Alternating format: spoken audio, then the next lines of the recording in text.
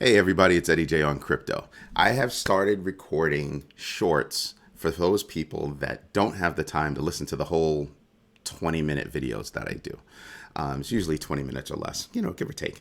But yeah, check out the new shorts. They're on the same channel. I'm not going to split them out into a new channel right now. I think we're just going to keep them right here and make it easy for you to get to. Anyway, starting with Deloitte, they have a report 85% of retailers, that's a huge majority of US retailers, are expecting digital payments or crypto payments to actually be ubiquitous within 5 years.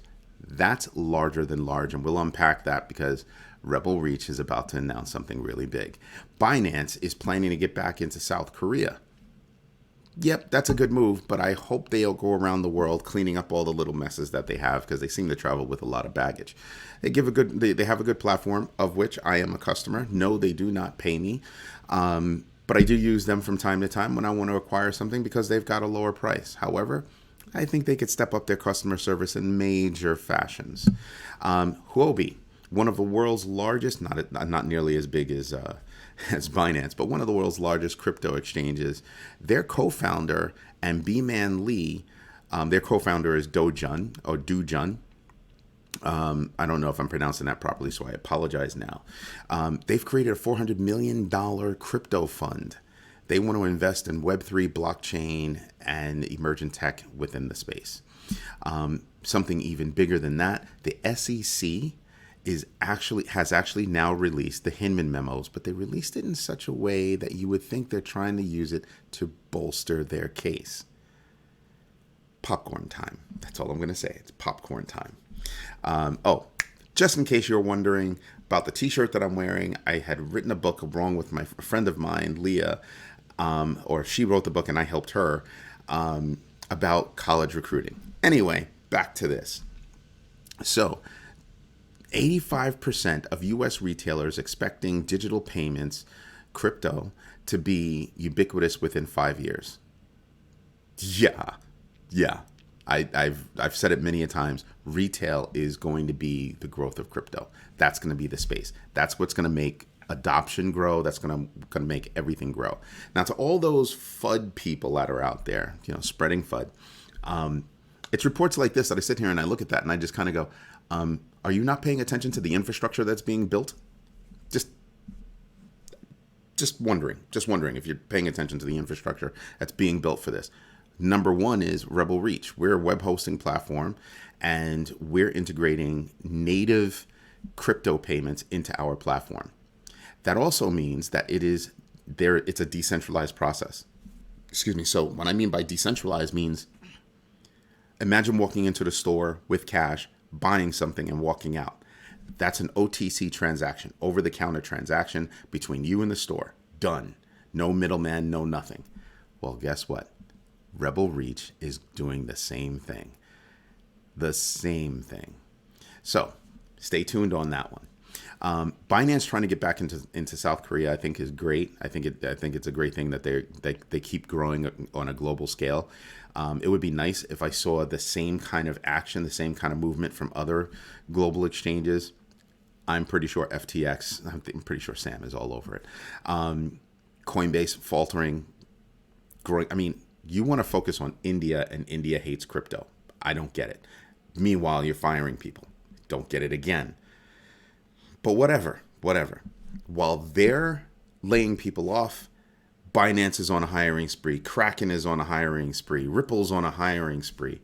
There are a lot of crypto companies that are out there that are still on hiring sprees because they manage their businesses well. They understood the speed at which they should grow, could grow, and differentiated between the two. Now, BlockFi, another Coinbase-backed company, Coinbase Ventures, they've announced that they've liquidated a large client.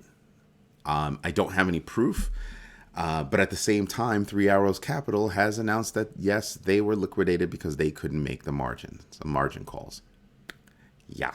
So, sounds like, looks like, smells like to me. Even if it's unrelated, then you would just ask the question, well, who's the other large client? So it's interesting.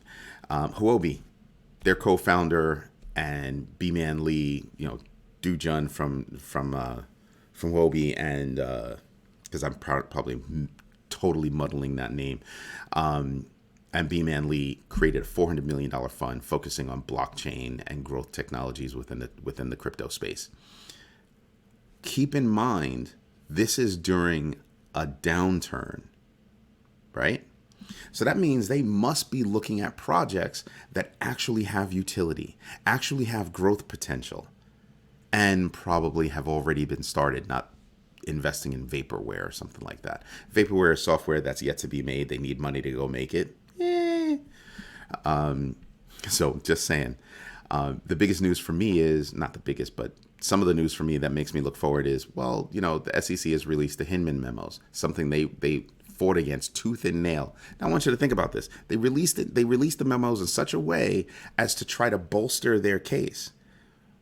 Well, if something was bolstering your case, why would you fight to not have them released? Yeah, it's popcorn time. For me, it's popcorn time. I just want to sit back and watch this unfold, because I'm sitting here and I'm just going, yeah, Hinman said, Ethereum's not something they have to worry about. Well, if Ethereum's not something they have to worry about, why are you looking at Ripple? Why are you looking at XRP?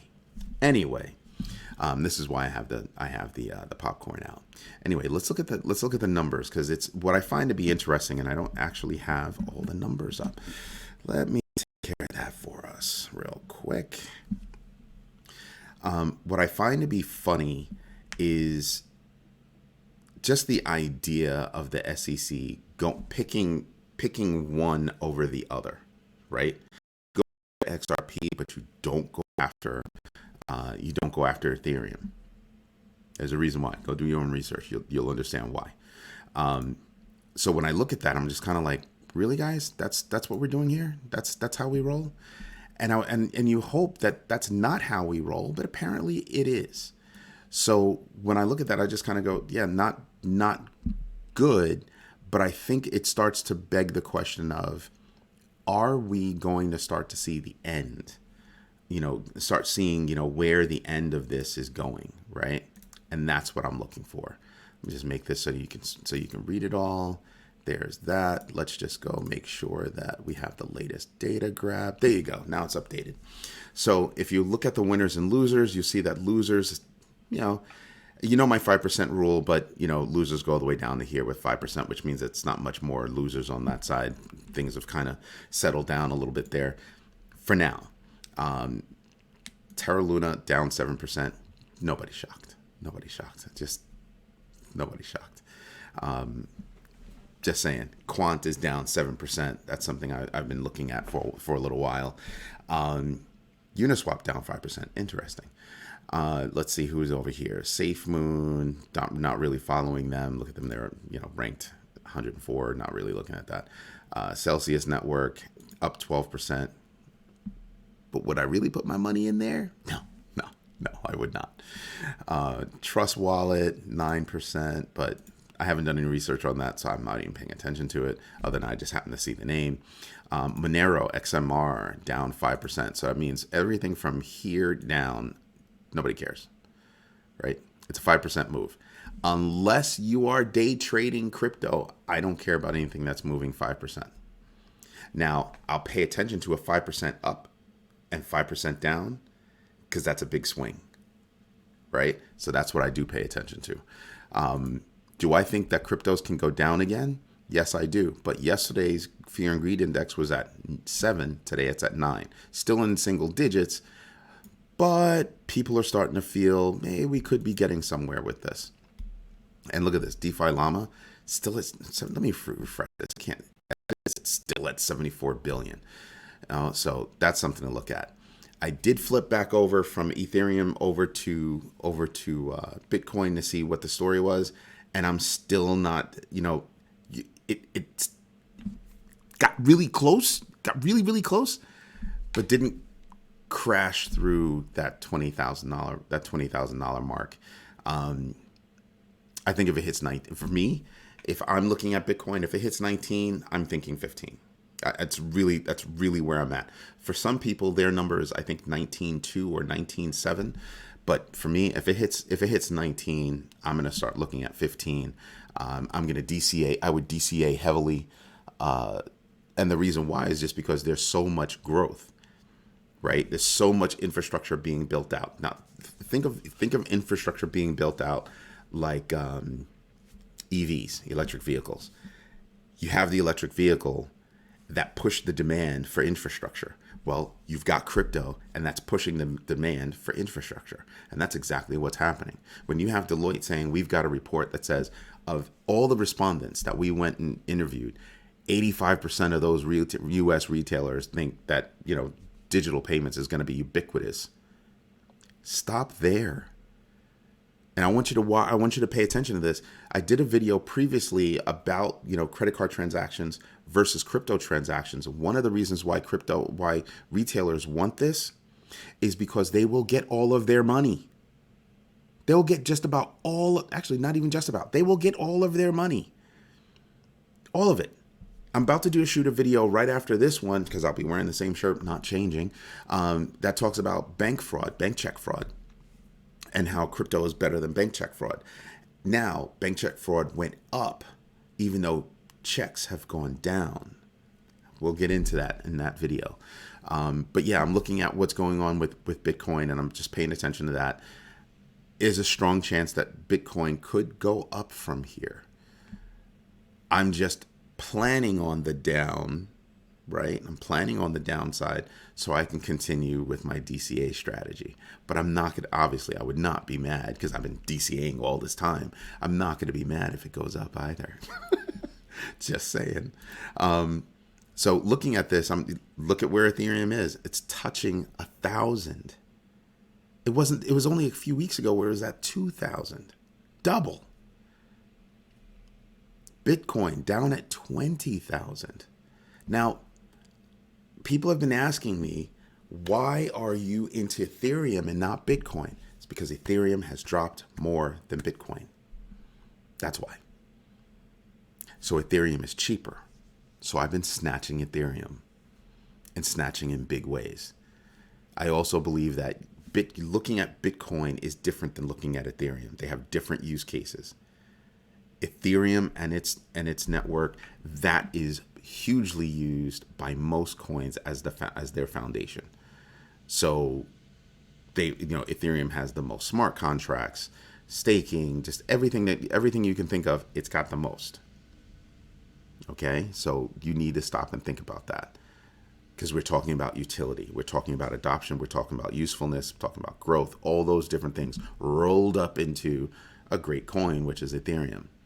Now, mind you, in 2023, when Swift kicks over to their new platform, which is ISO 222 compliant, there are 5 coins that are ISO 222 compliant. Pay attention to those coins too. Go back to just search through my videos and you'll find where I talk about specifically ISO 222 and those coins that are involved. Looking at the list of coins, I told you yesterday what coins I was looking at. So it should be no surprise that those coins are, getting pops today. You have a little bit of a pop with XRP. Let's see who else. Polygon. You have a little. I love Polygon. Oof, I love Polygon. Chainlink is another one that I love. Biggest oracle in the world. They've got things going on. Pay attention to them. Something else that I'm telling you to pay attention to is VeChain. And the reason why is because VeChain does one thing and one thing well. Do your own research and find out what that is. Give you a hint. Supply. Anyway, Near Protocol, small little upward advantage, small little upward move. Monero, which I do not hold, is actually up 7.77%. I call that out only because it's all sevens. This is kind of cool. Yeah, I'm a numbers geek a little bit. Hedera, HBAR, up almost 5%. Helium, HNT, I think this is the second day that they've been up. This is 7.7%. And I call these out because if you are trading crypto day to day, day trading, you're looking at moves like this and you're saying, that's more in a day than my bank will give me in a few years. Okay? The other thing that I want you to do as you do your own research, pay attention to all these people that are screaming FUD. Just spewing FUD. Yeah, they want the market to go down because they're buying at low levels. Have you not noticed that most of the whales, when they make their buys, they're all OTC? Why is that? Because they don't want to move the market. Why don't they want to move the market? Because at those sizes, if those were open market purchases, that's why. So keep buying down here and then let it go up. Not stupid. Pay attention to what people are doing. The wealthier a person gets, the more work they have to manage their money. That means they get a bit smarter when it comes to managing their money. Pay attention to that. Anyway, this is Eddie J on Crypto. Hope you like what I'm doing here. If you do me a favor, hit the like button, subscribe to the channel, and absolutely hit the notification bell so you know when I'm dropping a new video. Don't forget about my shorts. I'm shooting those starting every day. Started yesterday, did it again today, and I'm releasing it in the same channel so that you can get a quick note on what I'm looking at on a daily basis. I might start a TikTok account. Have a great day.